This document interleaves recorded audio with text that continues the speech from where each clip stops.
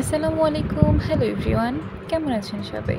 আশা করছি অনেক ভালো আছেন অ্যান্ড ইটস মি তাসনিম। বরাবরের মতোই আবার ওয়েলকাম টু মাই চ্যানেল হুনশাইন তাসনিম। আমি আজকে আপনাদের সাথে শেয়ার করব গ্রাম বাংলার ঐতিহ্যবাহী একটা খাবার বা বাংলার ঐতিহ্যবাহী একটা খাবার মুড়ির মোয়া। এটা কিভাবে পারফেক্টলি বানাবেন এটা আমি আপনার সাথে শেয়ার করব। So let's get started.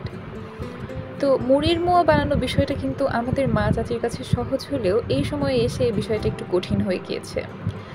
তো এই কঠিন বিষয়টাকে সহজে উপস্থাপন করার জন্য আমি মুড়ির মোয়াটা রেসিপি আপনাদের সাথে শেয়ার করছি। তো মুড়ির মোয়ার জন্য প্রথমে আমরা নিয়ে নিয়েছি আখের গুড়, আর এখানে গুড় 250 গ্রামের মতো রয়েছে। এটাকে আস্তে আস্তে জাল করা হচ্ছে। এই যে চুলার আঁচটা দেখতেই পাচ্ছেন, লো টু মিডিয়াম ফ্লেমে রাখা হয়েছে।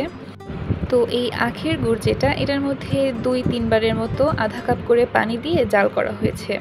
আর প্রতিবার কিন্তু জাল একই রকম রাখা হয়েছে, চুলার ফ্লেম কিন্তু বাড়ানো যাবে না, লো টু মিডিয়াম ফ্লেমেই রাখা হয়েছে। বারবার পানি দিয়ে জাল করার কারণ যে গুড়ের থিকনেসটা ঠিক রাখার জন্য।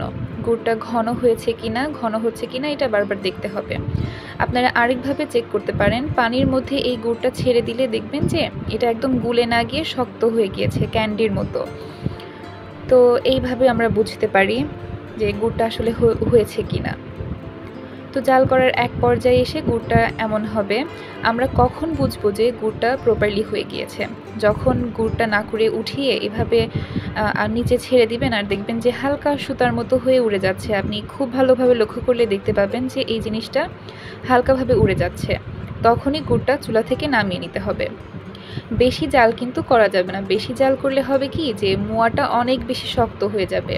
আর এই গুড়ের এই জাল করার একটা বিষয় আছে। আম্মু আমাকে বলল যে এই গুড়টা যদি বেশি জাল করা হয় তবে সেক্ষেত্রে হবে কি যে মোয়াটা শক্ত হয়ে যাবে। আর যদি জালটা মানে গুড়ের জালটা ঠিক থাকে সেই ক্ষেত্রে মোয়া অনেক বেশি শক্ত হবে না, আবার নরমও হবে না। তো আমি এতগুলো কথা বলছি কারণ এর আগে আমি আর আপুরি বানানোর চেষ্টা করেছিলাম, কিন্তু আমরা ব্যর্থ হয়েছি।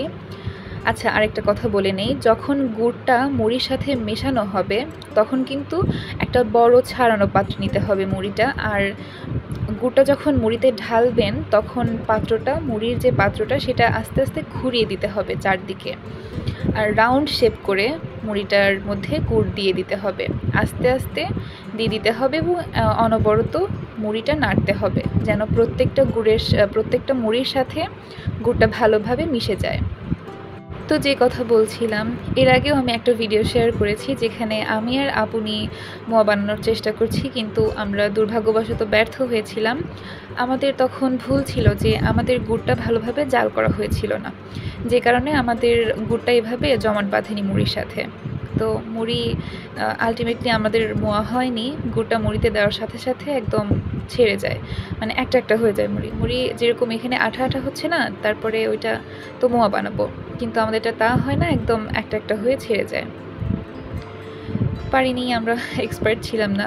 তো এগুলো তো একদম আমাদের সেই নানি দাদিরা আম্মারা করে, খুব এক্সপার্টলি করে, ওরা খুব মানে এক্সপার্ট হাতে করে। আমরা এখনও তো এক্সপার্ট হইনি, তবে এবার খুব কাছে থেকে দেখেছি, ইনশাল্লাহ এর পরে থেকে পারবো। আমি না পারলেও আপনি পারবে। তো যেটা বলছিলাম, মোয়া বানানোর আগে হাতে একটু সরিষার তেল নিয়ে নিতে হবে, এতে করে হবে কি হাতের সাথে লেগে যাবে না।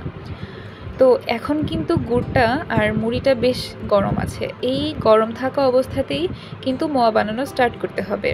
যখন মোয়া আর এই মুড়ি, মানে এই মোয়ার জন্য মুড়িটা যেটা, এটা ঠান্ডা হয়ে গেলে কিন্তু মোয়া আবার হবে না, শক্ত হয়ে যাবে। তো গরম থাকা অবস্থায় 30% to 40% গরম থাকা অবস্থায় আমাদেরকে মোয়াটা বানিয়ে ফেলতে হবে।